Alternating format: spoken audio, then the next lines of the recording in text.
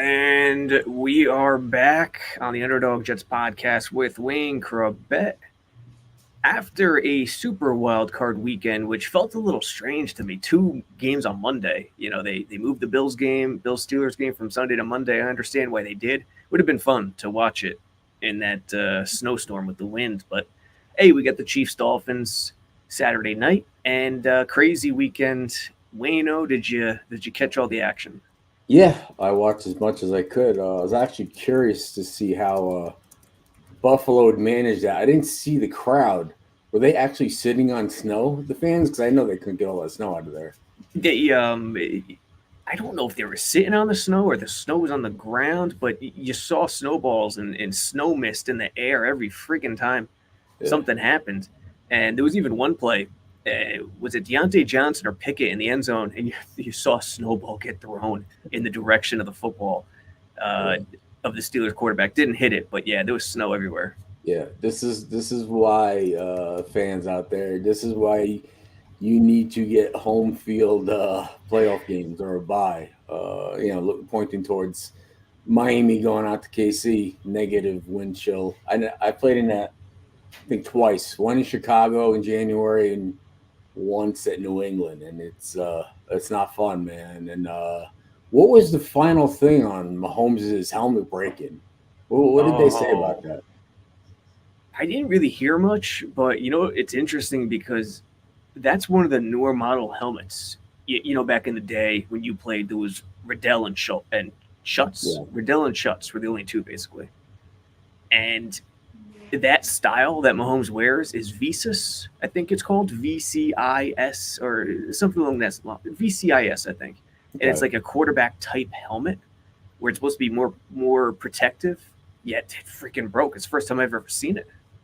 All Yeah, that scary a little bit. All right, well that is what it is. That's the AFC. And by the way, wait, I think it broke because he slammed his helmet down so many times in previous weeks. By the way, Yeah, gotcha. I think that's what it is. All right, so that's most of the AFC. Let's go quickly into. I know you had a question about what's more important, getting the Jets O line, or you said making Yes, moves for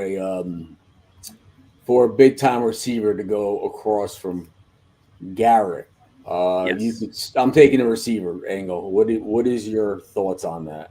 yes. I posed a question to Wayne. What is the number one priority in Jets land for the off season? Sign a veteran offensive lineman or sign or trade for a big bodied receiver.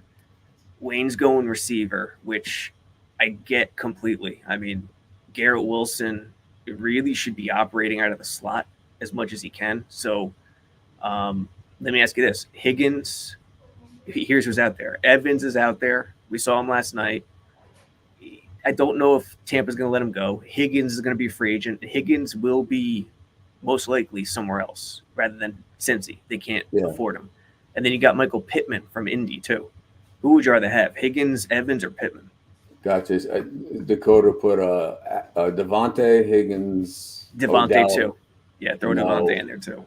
yeah, and then they have some of the you know picks they're saying was the kid from Georgia, the tight end, or Brock Bowers. the receiver from LSU, or Washington out there. But yeah, I think you can get uh, you know Devontae's going to be big big to get, big Yeah, ticket, but you'll have to give up something obviously for Devontae. Mike Evans is what he is. He's what you need aside from putting Garrett on that side, one on the slot, one outside. I mean, that's a great combination. But we were saying on the other side, you need either another guy that can run up the seam or a fast tight end. I don't know if Ruckert's going to be that guy because Zuma and Conklin aren't stretching the field. But yeah, if I had a choice, obviously you go Devontae. Yeah, But like I said, at that point, you could probably draft a guy in the mid rounds because you could. there's a deep draft class. But if there's no time to throw it, does it even matter? People would say, but yeah, the fact these guys get open so quick off the ball, having someone like Devontae or I don't know how T Higgins could be as like a 1B, but Yeah, see, Higgins he's not as tall as I thought he was, but he's still a high point type guy, you know? right. Like he can really get it done on the outside. And yeah, I took the offensive line side where everyone during offseason gets specific. Okay, go for this guy, go for that guy.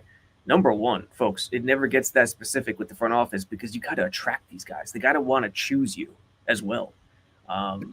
So if I'm Joe Douglas, I'm going O-line, veteran offensive line anchor, maybe Jonah Williams. And you'll probably have to overpay for him, but that's okay. Yeah, I saw there was a list of the top 8 candidates. I'm going to share the screen here. Yeah, and the thing about it is, I know we need tackles, but Yeah. what is your feeling on do we need 2 tackles and 1 guard, or 2 of each, or do we need a backup center? What is the position that we need the most? Is it's a big It's a big question. franchise left tackle? You know what's funny is when you look at the line now, who can you undoubtedly trust next year? I mean, I love AVT, but he's been hurt 2 years in a row now. The only Did he guy get hurt both games at home? No, both games in Denver, which is even crazier. Like this near the same part of the season, he gets hurt in Denver, both games, and they play Denver again next year. I forget if it's home or away. If it's away, he should just there's jokes going around. He should just sit out that week. Oh no, I thought people would complain that that's the turf. Did Brees get hurt 2 years ago? Was that home or away? No, Denver again. Brees. That's what's crazy. Yeah. Denver was grass, and AVT and Brees went out in Denver, hit the shelf. They were 6-3 at the time. They were 5-3, I think, and then went to 6-3 with that win. Or 5-2, might have been 5-2, and both of them went out, and they just went on a slide. And then this year it was AVT in Denver. Gotcha. So I think you could only trust Tippmann, Wayne, and from there maybe bring back Becton on a 1-year prove-it deal if he wants to return. I know the Jets aren't enamored with him, but I would take him back as a body if he's on a prove-it deal. And then here's the names. Jason Kelsey, we saw him last night. He's retiring. Tyron Smith, Dallas. That was the guy, Smith. That Tyron was the Smith. Big, that's the big how old is he now? He's been 33 for a long time. He just turned 33. He does miss games. There it is, yeah. Yeah, he does miss some games, but he's reliable, can anchor it down. Connor Williams, center, Miami. I don't think he's going anywhere, but I'm not sure. Jonah Williams, first-round pick, has underperformed in Cincy. He's kind of flown under the radar. Alabama would cost – you'd have to overpay him, and it wouldn't be a great contract. But if you look around the league, which O-lines are the best? The ones with veteran guys. It's very tough to draft a young guy. It's not like it used to be when you played. Like, the game's so much different that O-linemen don't really become pros until years into their career in the NFL. It doesn't get it done in college. So this is based on cap value, not most desired or best prospects. Okay. Yeah, this is based on this past year's AAV, the average, what they got paid. Yeah. Annual average value. Chris Higgins said, "We have no cap space. How are the Jets going to afford a decent backup quarterback and anyone else with the cap?" Well, first of all, we're going to use that cap money on, like you said, we're going over linemen and maybe a receiver. So as far as backup, they're going to find the guy like a Minshew, or a Brissett, or or Tyrod Taylor, Baker, or Tyrod. So that's not gonna cost a lot, and it's not going to be more than a 1 or 2 year deal. And they'll move cap space. They'll find cap space. Yeah.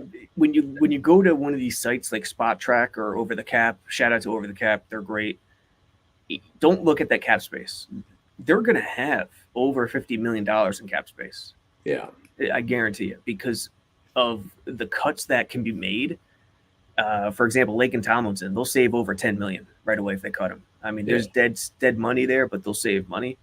I don't know if they'll do that, but there's cuts to be made. Lawson is coming off the books. There's cuts to be made and restructures. So think around 50 million, I would say. So Carl Lawson too is a big one, right? Yeah, he's. Is this his last year? I think it's his last year of the deal. Yeah. Yeah. And here's the receivers, Wayne. Mike Evans, OBJ, Curtis Samuel, Tyler Boyd, Cedric Wilson, Kendrick Bourne, DJ Chark, Jamal Agnew, Paris Campbell, McCall Hardman, Braxton Berrios, a couple of former Jets. It's not loaded. This is it? This is it. Calvin Ridley. There's a decent name. Dude, these guys. And then T. Higgins, really down the list. You can't get these guys that are 3s and 4s to come in as a 2 and are going to get 50 million guaranteed. Yeah. These people on this list are going to get like 50, 60 million. It's insane right now. And like I said, it's slim pickings right now. Even looking lower down this list of guys who are, wow. I'm starting to feel like, and this is only the past couple of days, that this is the guy, Michael Pittman. Will the Colts bring him back? He wasn't a first-round pick, so they couldn't exercise the 5th-year option.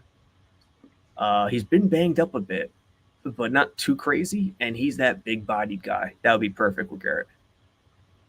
I think he is the perfect target in free agency if you can't get Devontae or Higgins. Huh. Says when he came out, 4-year, 8.6 million, 3.8 in signing bonus, 5.8 guaranteed. Yeah, this dude's gonna get paid. He's 26 years old. 20. Yeah. Listen, I think that you could find like good veteran, smart, and different. Some are speed guys, some are possession guys. You need someone older in there, like a Corey Davis was good to be in there with those young guys. But with Gibson and Garrett, and whoever else, Brownlee, these guys are young. They need a veteran in there. They need a quality, downfield threat. But like you said, all starts up front. So I would be looking at that first list a lot more than the second. And it's funny, if you look at our draft, picks, it should be, offensive tackle, offensive guard, it's Bowers, receiver, back to offensive tackle. I mean, they should just load up and just take a whole draft. And I think there's a lot less chance for bust than at skill position. You know what I mean? These guys 100%. Yeah. Wayne, 100% true. Historically, O linemen bust the least in except terms for of Mandrich. Oh God, remember him, dude? He was a monster. Where did he go? Green Bay, I think he went to Green Bay. He was on the cover of Sports Illustrated. Like that when I was a kid, that was one of my first Sports Illustrateds. I remember that. Yeah. What was the headline? Giant bust or something? Yeah. The Incredible Hulk or damn. No, Incredible Bulk. If someone knows what that was, it's Tony Mandrich on the Sports Illustrated. Yeah, not Incredible Bust, whatever it was. Bulk? Incredible Bulk? Oh, there's 2 of them. I'm going to show you right now. And look at this, Tyson Manning. God, I miss Wayne back when the Jets made me happy, not depressed. Thank you, Tyson. Okay, so this was the first one when he got drafted, the Incredible Bulk, 6'6", 315. Where did he come from, Nebraska? Was he? Or Big Ten? Was he Big Ten? Can't remember. Was it Wisconsin? Wisconsin or Nebraska, one of the 2. And then here's the bust one, the NFL's Incredible Bust instead of Incredible Hulk. And they referenced. Come on. I can't make it bigger, but they referenced the first cover. Wow. Yep, there it is. First cover right there. Said, how many picks? They said it's different. If you look at the bus, the top first round bus or top bus, not usually if they're that good in the across the board and how many stars they get, they usually have some kind of a career. Here's one. Kev Chada says, Pittman, please trade Huff for Pittman. Well, Well, Huff's not on the contract, right? yeah, Huff's a free agent, unrestricted, so you can't really. Doesn't happen in the NFL. Sign and trade. That's an NBA thing, pretty much, Yeah, because Pittman's on restricted too. I'd love to have. Yeah, people are saying trade Huff. Well, I don't like you say you don't do sign and trade, but I think nah, having Huff is what was last year? Getting Quinn and was re-signing him was the big. it was the big thing, and they did. I And think listen, Huff, they want Huff bad. They want him back really badly, but you can't franchise him because it's going to cost too much comparatively to other edge players. So, they're going to try to sign him. They gotta yeah. get an O lineman or receiver first. Yeah, people are saying tag and trade, but I don't think. I mean, You take see He's not a full time player. I mean, he's a high statistic player for not a lot of plays, but Yeah, see, the problem with tag and trade is if you tag a guy and trade him, you are eating all of that dead money for that year. And I don't know exactly how that works, but that's not good to mm, tag and trade. Look at this mock draft from Tankathon. Brock Bowers, fifth to the Chargers. It goes for the radio people. It goes Caleb Williams, May, Jaden Daniels, quarterback, Marvin Harrison. If he were to ever slip, that would be the one exception to O line, taking Marvin Harrison. Brock Bowers to the Chargers, Malik Neighbors, Fashanu, Dallas Turner, Rome Adunze. Is it Rome? Yeah, Rome Adunze. And then Joe Alt, 10th to the Jets. And that's my top option right now, the Notre Dame tackle. yeah, yeah, he's solid. Um, Look at this kid from But Penn State is solid. most mock drafts have Bowers going to the Jets, which is infuriating fans right now. Yeah, you know what though? You look at this and you're like, even looking at what we saw this year, fans, you know, football people understand that offensive line doesn't, and just your common fan understands like, wow, they have no blocking. But then you see a Bowers and a Marvin Harrison Jr. and the receiver from Washington, and Yep, you're still like, all right, maybe we can get them, and then be get an okay. offensive lineman after that. It's got to be you got a Tempting. football. It's got to be lineman. It's not it's not juicy. It's like your pick gets up, and it's like a lineman that, like I said, the fans don't know. They're like, why would they take a lineman? He could be the next Anthony Munoz. Yeah. But people don't know about linemen. They want skill position. They want quarterbacks. They want like flashy stuff. It's just gonna have to be a dull draft to where it's linemen and big boys up front, and then make the flash in free agency with like the glitz and glamour with their receivers and stuff like that. Yeah, that's the fans' view, but the players' view, I'd be shocked if I was wrong on this, Wayne. Which position has the most personality? The colorful players in the locker room. Yeah, Lineman, right? Oh, lineman. It has to be. yeah. They, Um, there's so many different ones, and they're off the wall, goofy. So you just gotta love them. And listen, Jets. What was the last great team they had? It started with Mangold and Brick in yeah, '06, going boring.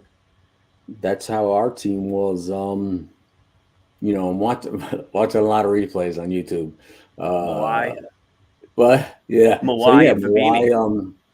This Mawai texted me yesterday. It just says, Wayne, what's happening, brother? Sitting around watching the snow, thinking about old friends and teammates. Happy New Year. Hope all is well with you and the family, Kevin. And this is the kind of guys you need on your team when you get like a random, Monday text. Yeah, Your high character, brotherhood friends. That's what you need in guys that stuck around like the Mangos and the Bricks that had that relationship. And it's not just with the offensive line, but like you said, just the whole offense, just that family feeling. They've had so many different combinations of starting lineups they don't have that relationship. Mm-mm. They don't have that, like, not that they're not gonna not die for each other out there, but like it's just different when you bring these guys in. I thought Becton would be that guy with the AVT. Then you throw in Titman, but too many moving parts, man.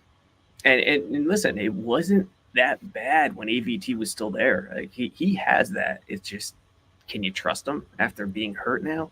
Yeah, 2 straight years. I mean, but he's the heart and soul in so many ways. yeah. Here's John Hassel. Sabo, do you think any part of your alt evaluation is based on your Notre Dame bias possibility? How dare you? How dare you question my alt evaluation? Perhaps some of it is, but I'm also going on a little tidbit from our own Joe Blewett at JetX, who is going to get at the film more, but he's much higher on alt than he is for Shanu right now. I have not dug into the film, so I don't know, but I'm going off that right now. Yeah, you're talking about Blewett and the Jets X Factor. Listen, we talk about the podcasts, obviously click subscribe and like and all that stuff, but you guys probably gonna have the most content through this playoffs and in the off season. Because I've seen some of the stuff other sites are putting out, and it's just your basic stuff. Yeah. So I think people need to subscribe more. So they're getting the articles like that. Because people always ask me about this and that. I'm like, just go to the site. Go to Jets X Factor. And I know everybody on the side here in comments, we try to give a shout out. But yeah, I read those articles, man. They're great by Blue. Yeah, we're doing everything we can. We're adding to the team. Brought on Andrew Fialco, who's pretty good. I mean, he knows his stuff.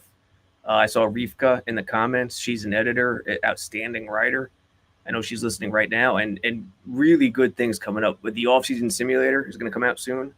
Yeah. I'm locked into development mode. Wayne, me and you will do an episode on the offseason simulator like we did last year. Yeah. I'm locked into development mode, rehauling the site and adding a few more things. There might be a few more surprises on the way in the next couple months before March 1st. Yeah. Don't wait till don't wait till next season. Like you said, a lot. Yeah. I mean, a lot happens between now, and the combine, now in the draft, now in free agency. Football is a 12-month out of the year thing now. It wasn't like that when I played, but that's great and definitely great content here. If only they could make the refs a full-time job, the NFL officiating.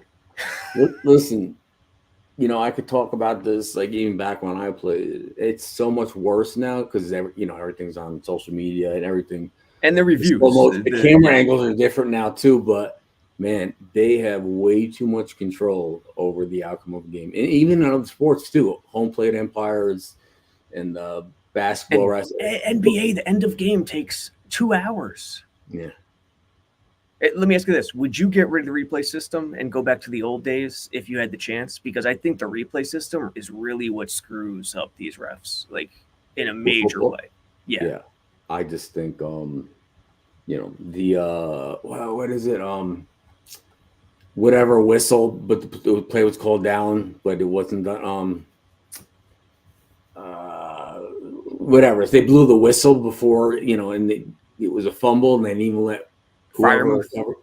Yeah, I think it was Fryermuth, right? Pittsburgh. Yeah, it happens. It's like they blow the whistle, but there's a fumble though. Like, whistle was blown. It's like play's not even over. Let things kind of sort itself out. But I was thinking about the 4 major sports. Yeah, you don't hear anything bad about officiating in hockey. True. You rarely ever hear And you know what's interesting? In hockey, more than other sports, the officiating lets them beat each other to death in the playoffs. Yeah. Which is good, which is a good thing. You'd rather have that than the other way around. Yeah. Look at this comment. Yeah. Kev Chatta had a good comment here, a good question. Has Aaron Glenn's success, the Lions DC, good for Detroit too? Detroit's my team this postseason. I'm rooting for hell for them. Has Aaron Glenn's success tempted you to get into coaching, Wayne? Who's Chrebet? That's Because you need a H. that's You need to Kotite. That's what Kotite said the first time he waved you in. put.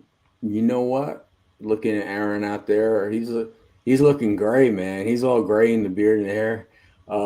This NFL coaching takes years off your life, man.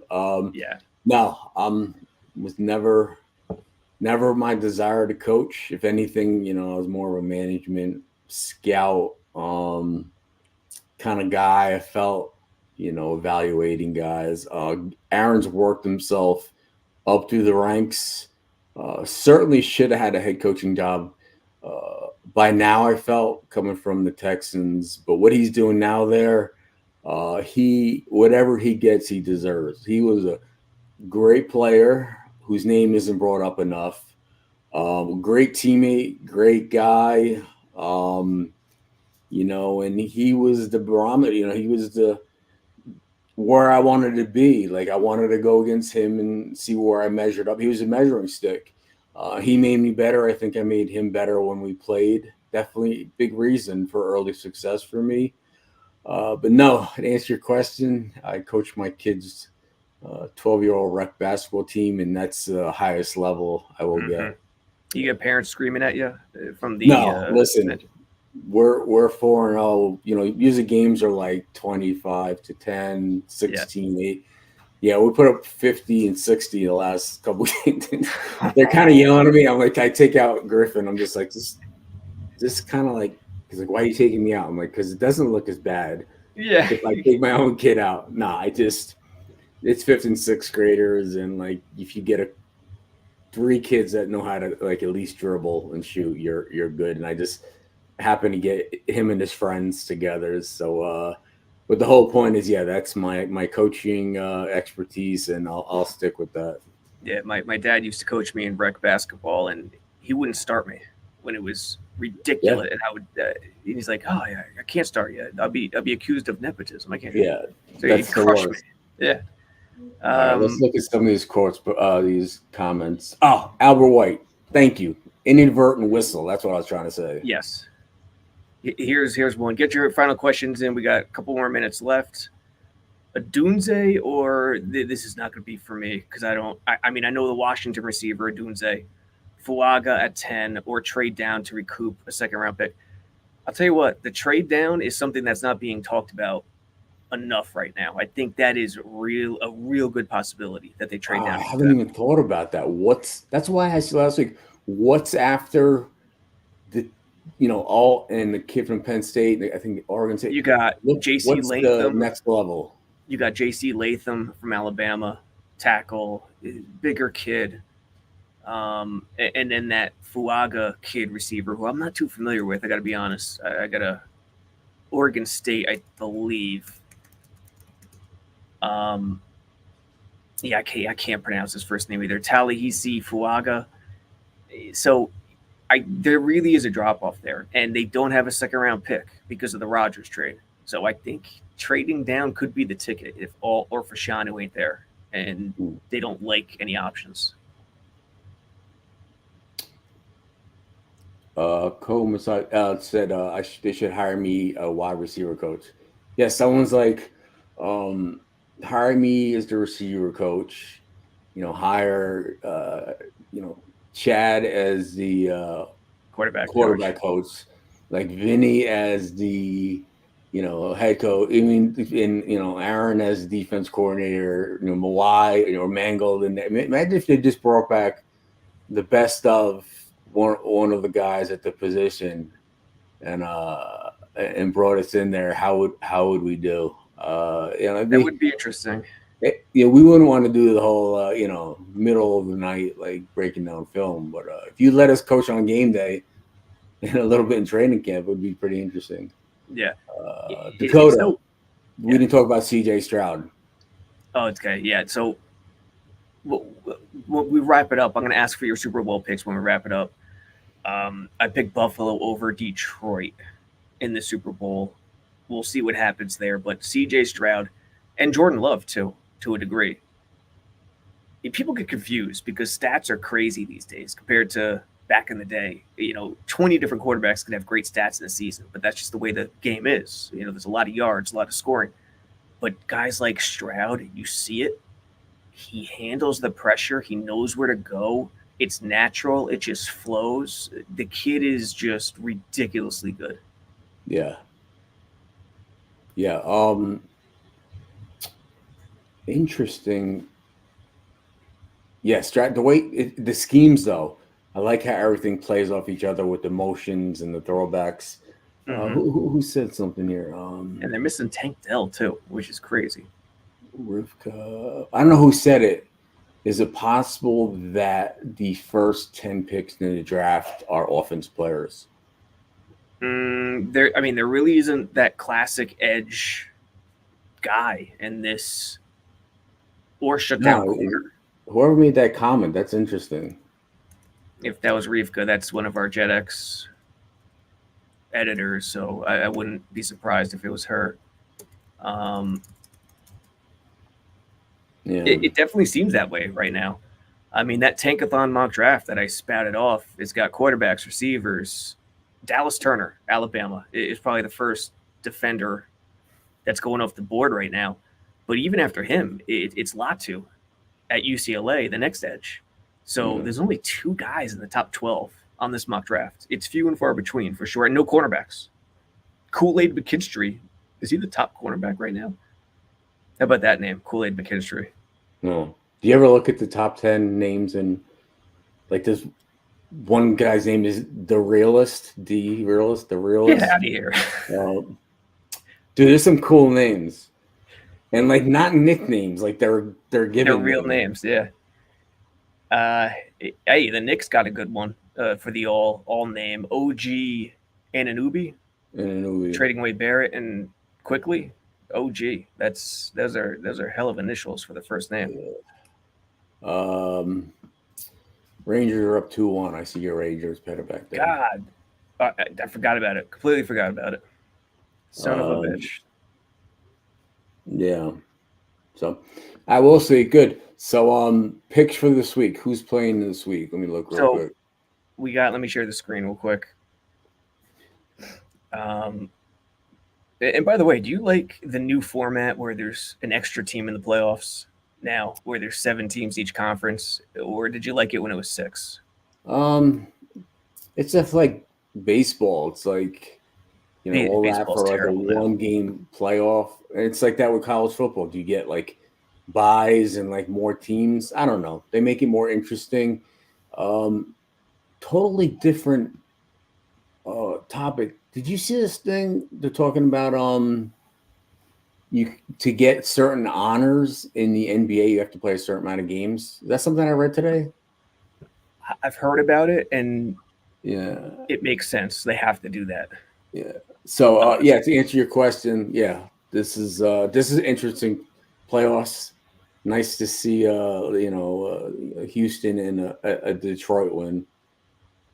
So we got Baltimore and Houston this weekend. We've got Buffalo and KC. We've got San Fran and Green Bay, and then we've got Detroit and Tampa. Oh.